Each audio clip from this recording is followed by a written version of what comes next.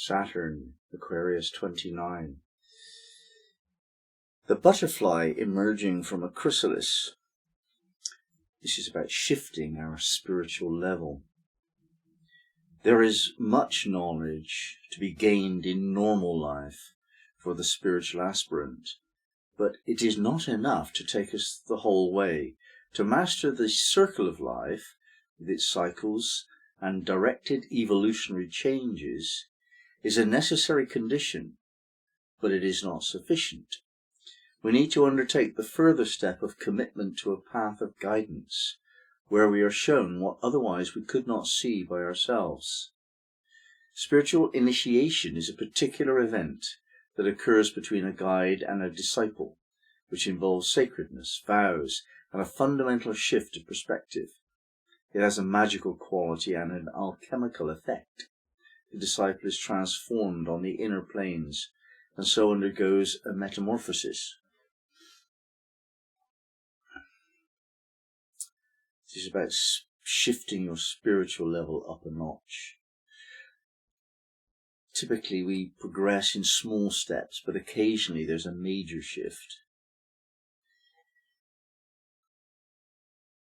We've spoken of this before. Maqam, M-A-Q-A-M is the word in Sufism. Maqam, it's an Arabic word. It means table.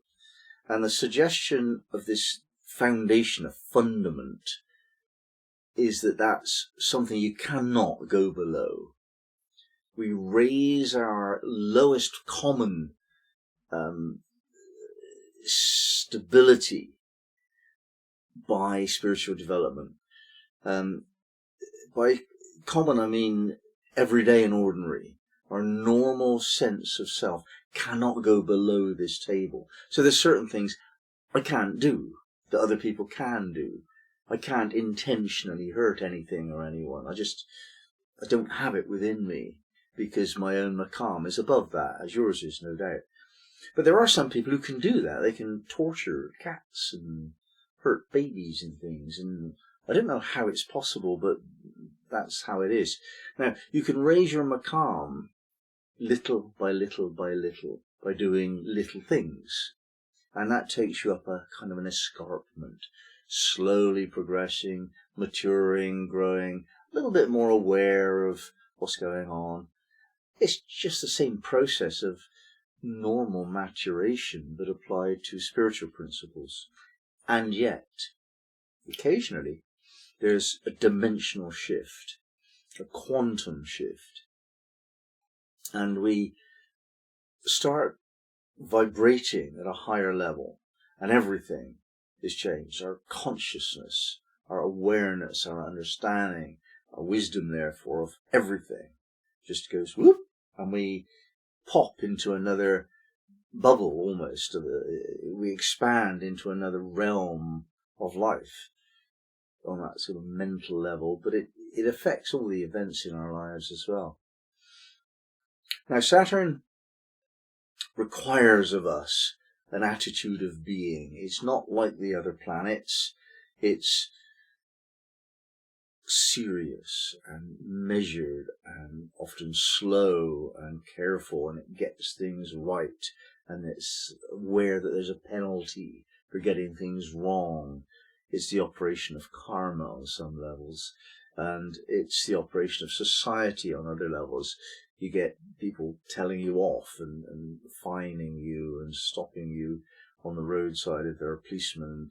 Yeah, that's Saturn as well. So this energy of Saturn is moving us into this awakening process that can shift us up a spiritual level.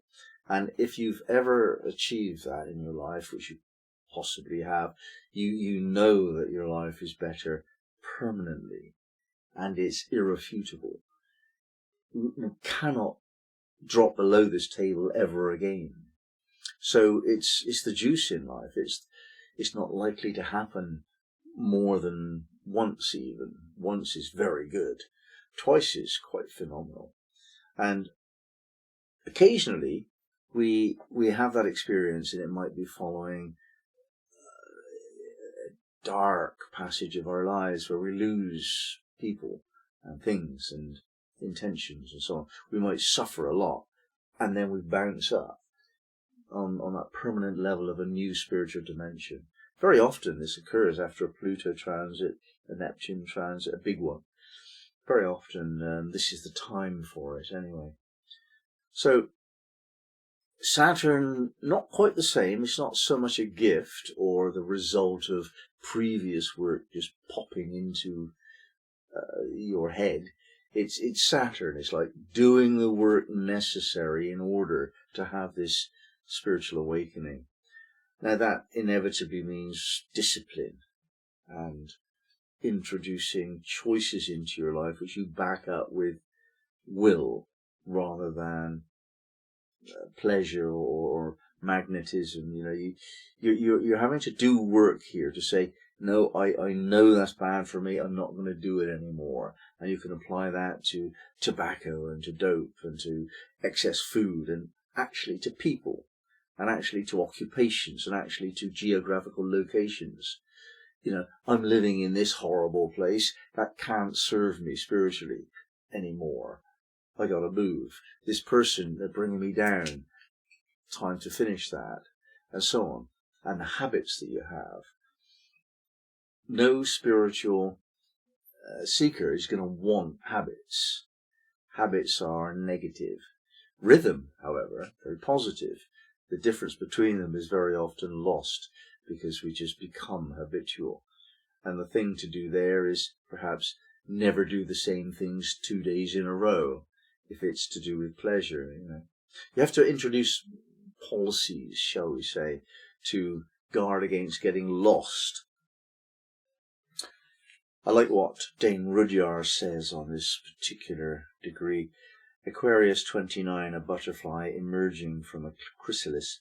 The capacity to utterly transform the character of one's consciousness by radically altering the structural patterns of everyday living and the types of relationships one enters upon.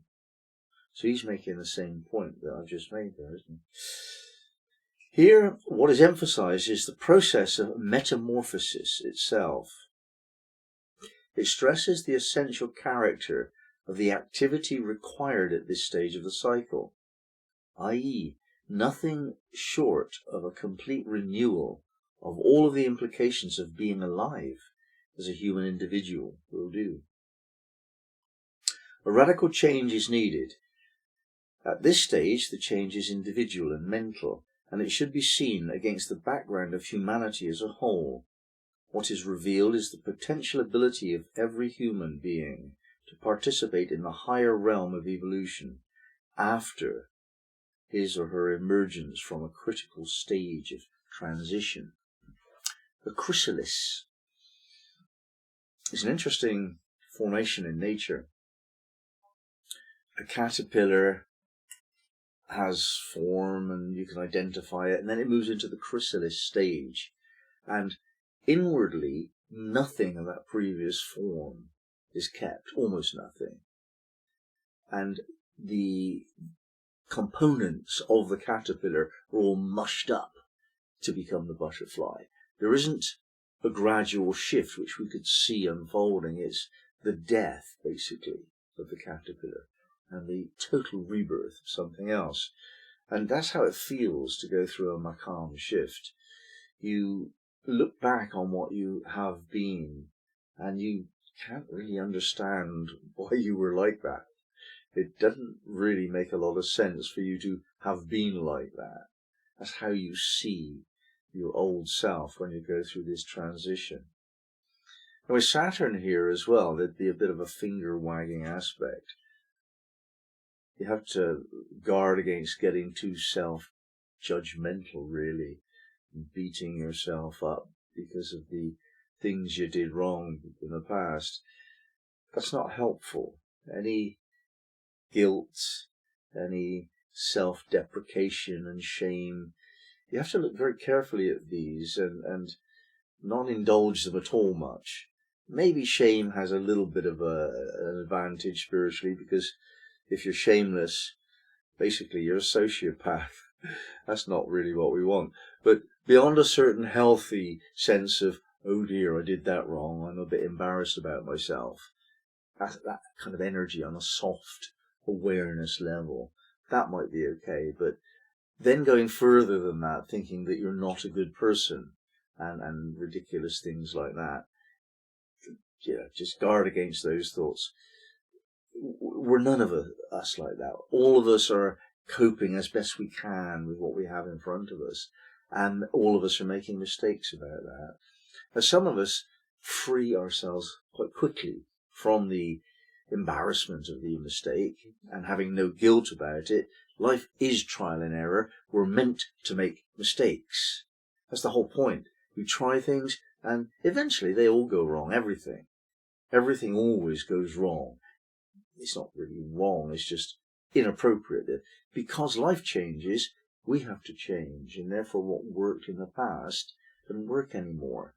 And in this particular degree with Saturn there, we're saying, in a big way, look, that chapter of your life is ending now. What you were doing before, give it up if it's not supportive of your spirituality. Just find the will. Discipline yourself. Insist. Tell your friends, make sure that it is known that you're not doing that anymore. Give something up that's not serving you. And structure the ideas of what you would like to be like instead. Those two things. It's not enough just to give up the bad things. You have to structure the ideas of the new thing as well. So there's a foundation to build on. And then you'll experience this uplifting spiritual progression.